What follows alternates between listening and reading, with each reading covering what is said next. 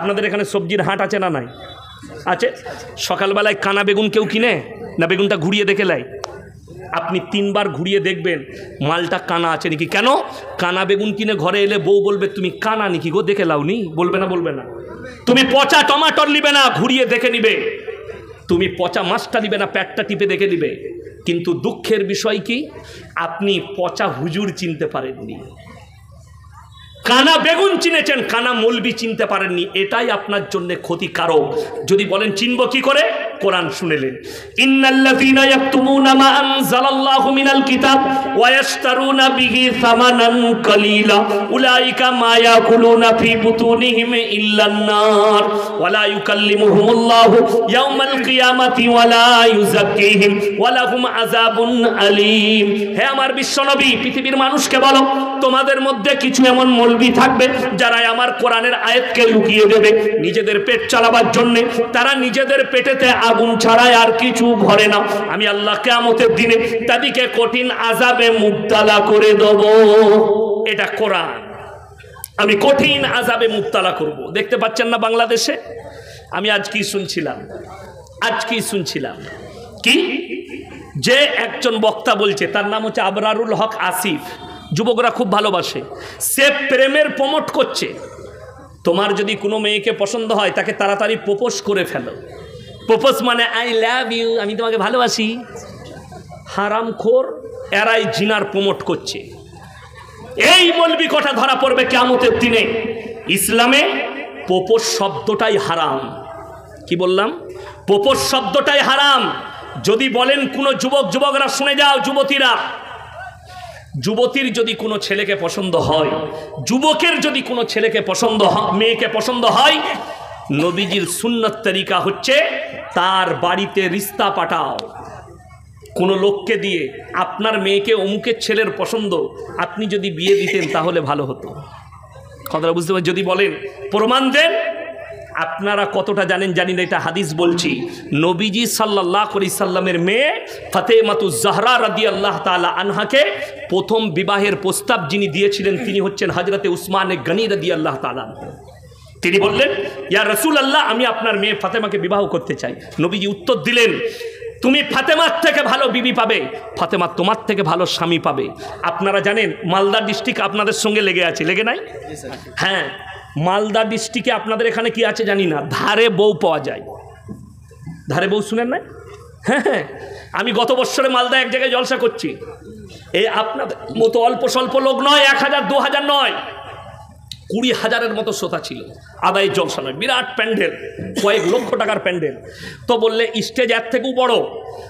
বললে হুজুর 4টা বিয়ে পড়াবো। আলহামদুলিল্লাহ বিয়ে পড়িলাও, তারপর আমি বক্তব্য দেবো। আমি স্টেজে বসে রইলাম, সব নিজের ইমাম এনেছে বিয়ে পড়াবে। বলছে 80,000 টাকা দেলমোহর, 200 টাকা লগত, 79,800 টাকা ধার, যা বুঝে করো।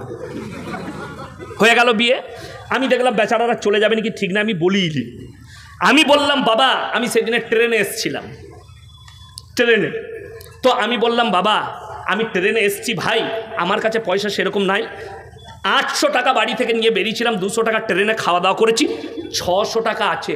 200 টাকায় বউ পাওয়া যাচ্ছে, ঘরে একটা বউ আছে, 600 টাকায় আর 3টে বউ লুবো, 4টা জায়েজ আছে। ধারে বউ, নাউজুবিল্লাহ বলেন। যদি বলেন ধারে বউ লিয়া যাবে না, না। শুনেলেন আমার কাছে রসুল আকরাম সাল্লাল্লাহু আলাইহি সাল্লাম হযরত আলীকে বললেন, আলী তুমি মহারানা নিয়ে এসো, আমার মেয়ের সঙ্গে তোমার বিবাহ দেওয়া হবে। আলীর কাছে পয়সা ছিল না। হযরত আলী রাদিয়াল্লাহু তাআলা আনহু নিজের যুদ্ধের জামাটা মার্কেটে বেচতে গেছেন, সেই জামাটাও কিনেছেন কে? হযরত উসমানে গনি রাদিয়াল্লাহু তাআলা আনহু। সেই টাকার দ্বারা দেলমোহর মিটিয়েছে। আর আমাদের দেশে 1 লাখ টাকা দেলমোহর, 200 টাকা লগত, বাকি বলে 99,800 টাকা। ওইটা বউকে বলবে আমি ক্ষমা করে দিলাম। কে বললো তোমাকে? 5,000 টাকা দেলমোহর করুন, কিন্তু লগত করবেন। এখন আবার লোকের একটা কায়দা শুরু করেছে আমাদেরকে, মৌলবি দিকে বাদ দিয়ে, কি বাদ জোহর সোনার জিনিস দিচ্ছে। আপনাদের দিকে দেয় সোনার জিনিস, নতুন কায়দা দিয়ে দিলেন কিসে? এটা দেলমোহরের বদলে। আপনাদের মহারানা সম্পর্কে জানা আছে? কোন মহিলাকে যদি কেউ বিবাহ করে দেলমোহর দেয়, মহারানা দেয়, সেটা সম্পর্কে জিজ্ঞেস করার অধিকার আর তোমার থাকবে না। সেই টাকা সে মাদ্রাসায় দান করতে পারে, নিজের পেছনে খরচ করতে পারে, মা বাবাকে দিতে পারে, স্বামীকে দিতে পারে, দান করে দিতে পারে, গরিবকে বেটে দিতে পারে। এটার সম্পর্কে জিজ্ঞেস করতে পাবে না। আমার কাছে একটা ডিভোর্স হচ্ছিল, ছাড় হচ্ছে, আমাকে ডেকেছে, সেখানে সব লেনদেন হয়ে গেছে, এরপর সই সাবুত করবে। ছেলের বাপ বলছে যে আমি যে দেল মোহর দিলাম 20,000 টাকা, আমরা তুমি মুখে উচ্চারণ কি করে করলে আমার সামনে, ওই টাকা তো ফেরত পাবে না। সব পাবে, যা লেনদেন করে জানতে দিয়েছ, শোনা দিয়েছ, দেলমোহর ফেরত হয় না। এটা মাথায় রাখবেন সবাই। যদি কেউ বলে দেলমোহর ফেরত দিতে হবে, এর থেকে বড় পাপের কাজ কিছু নেই। একটা নারী তার মা বাপ ছেড়ে তোমার কাছে ইজ্জতকে বিলীন করেছে, তার শরীরকে তোমার জন্য কোরবান করেছে, তার বদলে তুমি তাকে ডিভোর্স দিলে আর তার কোনো অধিকার নাই তোমার প্রতি, ওই দেলমোহর হচ্ছে তার অধিকার। বড় কষ্ট লাগে, দুঃখ লাগে। আপনি ধারে বউ কিনছেন, ধারে দিচ্ছে কেন? মৌলবিদিকে লুবো না। একটা বিবাহর অনুষ্ঠান হলে এই মৌলবিদিকে ডাকুন যে ইসলামী তরিকায় যেন আমার বিবাহ অনুষ্ঠান হয়, সুন্নত তরিকায় হয়। আপনি থাকুন। বেঈমান কাফেরদের আখলাকগুলো ঢুকে গেছে কেন? আল্লাহর হাদিস স্কুলে দেখেন, রসুলের জামানায় মসজিদের ভেতরে নিকাহ হয়েছে, মসজিদের ভেতরে বিচার হয়েছে। আজকে নিকাহ হচ্ছে প্যান্ডেলের ভেতরে, যত হারাম কাজ আমাদেরকে অ্যাটাক করে ফেলেছে, আমরা বেরোতে পারছি না। কেন? বেঈমান কাফেররা ঢুকিয়েছে, বেঈমান কাফেররা। আমার বর্তমানে দেখিয়ে দেবো, মুখে এক মুষ্টি দাড়ি, 5 ওয়াক্ত নামাজ পড়ে, হারামখোর, বাজনার সাথে ঘুরছে বিয়ে, মুসলিমদের বিয়ে। ইমামকে বলুন যে 1000 টাকা বিয়ে পড়ানো দে, তখন বলবে 1000 টাকা কি করতে লাগবে বে, 500 টাকায় হবে না। 500 টাকা, 1000 টাকা দিতে গায়ে বাজে, অথচ হারামখোর 5000 10,000 খরচ করে ড্যান্স করছে, ডিজে বাজাচ্ছে। এদের লজ্জা শরম আছে? যে বিয়েতে হারাম কাজ হবে লিখে নিয়ে যান, তাদের দাম্পত্য জীবন সুখী হতে পারে, তাদের নেক সন্তান হতেই পারে না, তাদের দাম্পত্য জীবন সুখী হবে না। হারাম কাজ থেকে নিজেদেরকে বাঁচাবো, জোরে বলুন ইনশাআল্লাহ। বেঈমান কাফেররা কিভাবে প্রমোট হবে শুনেলেন। আজকে যে আমি জলসা করতে এসেছি, আমাকে যদি জিজ্ঞেস করেন আপনার পরিচয় কি, বর্তমান জেলায় বাড়ি, আমি আমার বাপের নাম বলবো না মায়ের? কথা বলে না বাবার, আমি বলবো আমি মোল্লা শওকত আলী মাজাহিরির ছেলে। আমার বাবাও বক্তা, অনেকে জানে। তো এইখানে যদি আমি ভাইকে জিজ্ঞেস করি আপনি কে, মায়ের নাম বলবে না বাপের? বাপের, যে আমি অমুকের সন্তান। বাবা যদি মারাও যায় তাও বলবে আমি অমুক পাড়ার অমুক গ্রামের মৃত অমুকের ছেলে, ঠিক কিনা? মায়ের নাম কেউ লিবে না। কেন? আল্লাহ তাআলা ইনসানের যে পরিচয় ঘটিয়েছেন ওটা বাপের দ্বারা, জোরে বলুন সুবহানাল্লাহ, মায়ের দ্বারা নয়, বাপের দ্বারা। আপনাদের এখানে ছাগল নেই? ছাগলের ছানা হলে পাঁঠার ছানা বলেন না ছাগলের? ছাগলের। গায়ের বাচ্চা হলে ষাঁড়ের বাচ্চা বলেন না গায়ের? গায়ের। কেন? আল্লাহ জানোয়ারের পরিচয় ঘটিয়েছে মায়ের দ্বারা। একটা জানোয়ার মাঠে যাবে, 5টা পাঁঠা তার সঙ্গে মিলামিশা করতে পারে, কার বীর্য থেকে বাচ্চা হয়েছে এটা আমার আল্লাহ ছাড়া কেউ জানে না। একটা গাই মাঠে চড়তে যাবে, 5টা ষাঁড় মিলামিশা করবে, কার বীর্য থেকে বাচ্চা হয়েছে এটা আল্লাহ ছাড়া কেউ জানে না। তাই জানোয়ারের পরিচয় মায়ের দ্বারা, আর ইনসানের পরিচয় বাপের দ্বারা। হে মুসলমান যুবক, হে শিক্ষিত যুবক যুবতীরা শোনো, তোমরা যারা পশ্চিমী দুনিয়াকে ফলো করতে চাইছো, তাদের কাছে টেকনোলজি আছে, তাদের কাছে নাসা আছে, তাদের কাছে প্রযুক্তি আছে। আল্লাহর কসম করে বলছি, তাদের কাছে জান্নাতে যাবার কোনো পথ নেই, তাদের পুরো পথটাই জাহান্নাম অধিকারী হবার পথ। শুনে নাও, London, America, German, Japan, Australia, Brazil, New Zealand, আপনার যতগুলো বেঈমান কাফের দেশ আছে, যদি 1 কোটি পড়ে যায় আর মসজিদে থাকবো না। কথা বুঝতে পারেননি? আমরা কাটি না। এত কম বেতন হওয়ার পরেও তুমি 20,000 রোজগার করো, তারপরেও তোমাকে লটারি কাটতে হয়। তুমি হালাল ভেবে নিয়েছো, অথচ সেই লোক জুম্মার দিনে আতর লাগিয়ে ফাঁস কাতার এই খুতবা শুনবে, তুই ঝাঁটা খাবি কবরে, রেডিও কবরে যা বুঝতে পারবি। এই যেমন আমাদের দেশে 3টে কোয়ালিটির নামাজি আছে। কটা বললাম? 3টে। 1 হচ্ছে 5 ওয়াক্তের, 2 হচ্ছে জুম্মার, আর 3 হচ্ছে ঈদ আর বকরা ঈদের। এই 3টে নামাজি। দেখবেন ঈদের দিনে লাফাই বেশি কারা? যে মাল জীবনে নামাজ পড়ে না সে। হ্যাঁ, গলায় একদম শ্বশুর একটা তোয়ালি দিয়েছে, লেফটে চলে গেছে, হাজি সাহেবের পাশে দাঁড়িয়েছে। হাজি সাহেব মনে মনে ভাবছে এত পরেজগার লোকটা কোথায় ছিল বে। হ্যাঁ, ও জীবনে নামাজ পড়ে না। শ্বশুরের দেয়া তোয়ালি, শ্বশুরের আন্ডার প্যান্ট, শ্বশুরের লুঙ্গি, শ্বশুরের জামা, সব শ্বশুরের, ওর কিচ্ছু নাই, ওর খালি শরীরটা। বড় কষ্ট লাগে কোথায় জানেন? আমি 15-20টা গ্রাম আমার পেছনে নামাজ পড়ে, একজন এসে আমাকে বলছে নামাজের আগে, হুজুর নিয়তটা বলে দিবেন তো আমি নিয়ত নিয়ে কী করবি বে? আমি দরুদ শরীফ জানো? জি না। আত্মা তুই জি না। আমি সানা বলে না। আমি তুই কিছুই জানিস না, নিয়ত নিয়ে কি করবি? তুই তো কাল আজ জোহর থেকে নাই। তো বলে কি করবো? আমি যেরকম মাথা ঠুকবো তুই এরকম ঠুকে দিবি, হয়ে যাবে। আমরা হ্যাঁ হয়ে যাবে। আর তুই না ঠুকতে পারলেও কোনো অসুবিধা নেই। কি বুঝলি? ওই জন্যে তো খালা নিয়ত বেঁধেই দেখছে। পাশে হাজি সাহেব সানা পড়ছে, সুবহানাল্লাহ ইউ দেখছে হাজি সাহেব কি পড়ছে। হাজি সাহেব মনে মনে করছে আমার থেকেও বড় জাননেওয়ালা, কিন্তু কিছুই পড়ে নাই। মাল জানলে তো পড়বে। এই এক নামাজি আল্লাহ এদেরকে কিয়ামতের দিনে কঠিন আযাবে মুবতালা করবে। তুমি জানার অপেক্ষা মনে করো না। আমাদের দেশে মানুষ জেনে শুনে কিভাবে পাপে লিপ্ত হয়। এলান হয়েছে জোহরের পরে জানাজা হবে। এই হাড়ভাঙা গ্রামে একজন মারা গেছে, বললেন জোহরের নামাজের পরে জানাজা হবে। কিছু লোক আছে উজু করে দাঁড়িয়ে আছে আর 5 ওয়াক্তের নামাজিরা মসজিদে নামাজ পড়ছে, ও হারামখোর খালি জানাজা পড়বে। এ মাল আছে না নাই? আচ্ছা বলুন তো, কেউ যদি জানাজার নামাজ ছেড়ে দেয় গুনাহ আছে? গুনাহ নাই।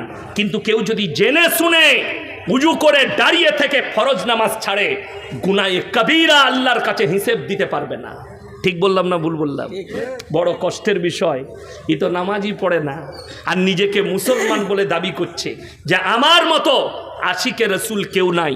তুমি নবীকে মহব্বত করো অথচ তোমার জীবনে 1 ওয়াক্তের নামাজ নেই। তুমি আল্লাহর কাছে কিভাবে দাঁড়াবে অথচ রসুল সাল্লাল্লাহু আলাইহি সাল্লাম, বুখারী শরীফের হাদিস, আল্লাহ রসুলের ওয়াফাতের হাদিস, নবীজি সাল্লাল্লাহু আলাইহি সাল্লাম আখরি জিন্দগির আখরি ওয়াক্তের নামাজ, রওয়ায়েতে আছে 2 জন সাহাবীর কাঁধে হাত রাখালেন। নবীজি অসুস্থ, পাটা ছেঁচুড়ে ছেঁচুড়ে মসজিদে নববীতে দাঁড় করালেন। নবীজি নামাজ আদায় করলেন। নবীজির নামাজ মাফ হয়নি আর তুমি হারাম করে বলছো নবীজিকে ভালোবাসি, জীবনে নামাজ পড়ো না। তুমি নিজের এই অন্তরকে জিজ্ঞেস করো যে তুমি সত্যিকারী ইমানের উপরে টিকে আছো নাকি। আমি বলতে যাব না, তুমি সবাই নিজের হৃদয়ের খবর জানবে যে আমি কতটা ইসলামকে মেনে চলি। আপনি হৃদয়কে জিজ্ঞেস করুন। কোরআনে আছে ওমাল হায়াতুদ দুনিয়া ইল্লা মাতাউল গুরুর। আজকে আমি যে গাড়িটা চেপে এসেছি এটা আমার অরিজিনাল গাড়ি নয়, এটা আমার অরিজিনাল গাড়ি নয়। আমার আসল গাড়ি হচ্ছে জানাজার খাটটা। আমাকে যে দেখতে পাচ্ছেন পোশাক পরে আছি আমরা, এই পোশাক অরিজিনাল নয়। মরে যাওয়ার পরে পোশাক খুলে দিয়ে আমার অরিজিনাল পোশাক হবে কাফনটা। আপনি যে বাড়িতে এসি চালিয়ে থাকছেন, ফ্যান চালিয়ে শুচ্ছেন, লেপ ঢাকা দিয়ে শুচ্ছেন, এই বাড়ি আসল নয়। আপনার অরিজিনাল বাড়ি হচ্ছে কবরটা। এই 3টে জিনিস মাথায় করে চিন্তা করবেন আমি চলে যাওয়ার পরে যে আমার অরিজিনাল বাড়ি এটা নয়, আমার অরিজিনাল বাড়ি কবরটা। আমার অরিজিনাল পোশাক এটা নয়, অরিজিনাল পোশাক হচ্ছে আমার কাফনটা। অরিজিনাল আমার গাড়ি এই রেল ট্রেন প্লেন নয়, আমার অরিজিনাল যাবার গাড়ি হচ্ছে আমার কাঁধের 4 পায়াটা, খাটটা, যেখানে আমার লাশ যাবে। কোরআন বলছে ওয়াল হায়াতুদ দুনিয়া ইল্লা মাতাউল গুরুর। এই দুনিয়াটা সম্পূর্ণ ধোঁকা। তোমরা ধোঁকার মধ্যে পড়ে আছো। যেদিনে তুমি মারা যাবে তোমার ধোঁকা সেই দিনে খুলে যাবে। বেঈমান কাফেররা যে মেহনতটা শুরু করেছে, যে পুরনো যুগের পাপগুলো এদের কাছে মডেলিং বলে ফেলিয়ে দাও। আজকে মুসলমান জিনা করছে, কারা করাচ্ছে? ইহুদি নাসারা বেঈমান কাফেররা। অথচ আমরা জানি না যে এগুলো জিনার কাজ। আমি কালকে জলসায় বলেছি, তারা নাম রেখেছে ভ্যালেন্টাইন ডে, কাজ কিন্তু হচ্ছে জিনা করা। তারা নাম রেখেছে রোজ ডে, কাজ হচ্ছে কিন্তু জিনা করা। তারা নাম দিয়েছে চকলেট ডে, কাজ হচ্ছে জিনা করা।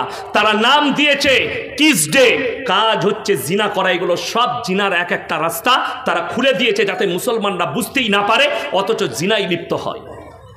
এমন একটা যুগ আসবে পৃথিবীতে হারাম আওলাদে ভরে যাবে, যেটাকে আমরা রুখে দাঁড়াতে পারবো না। আজকে মৌলবীরা আছে, মেহনত করছে, আমাদেরকে বলতে শুনতে পাচ্ছেন আল্লাহ রসুলের হাদিস, আখরি জামানায় 1 শ্রেণীর এমন হুজুর বের হবে যাদের দ্বারা ইসলাম বিকৃত হবে এবং মানুষ তাদের দ্বারা পাপেতে লিপ্ত হবে।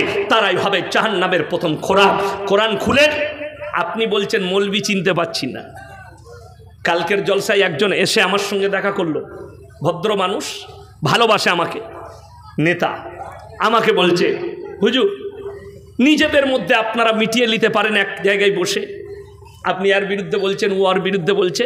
আমি বললাম রসুলের হাদিস মিথ্যা হয়ে যাবে। কথাটা সবাই শুনে যান, সবারই কানে ভরছি আমি। যারা বলছেন এক জায়গায় বসে আপনারা মিটি নিয়ে একটা প্ল্যাটফর্মে আসুন, পৃথিবীর মৌলবীরা, নবীজির হাদিসকে মিথ্যা বলা হবে, আল্লাহর রসুলের হাদিস, আমার উম্মতরা 73টা দলে বিভক্ত হয়ে পড়বে, এই হাদিস সত্য হবে, 73টা দল হবে, তবে কিয়ামত সংগঠিত হবে। এটা লিখে নিয়ে যান কাগজ থেকে, এটাকে আপনাকে বিশ্বাস রাখতে হবে। যদি বলেন কোন মৌলবীটা চিনব কি করে,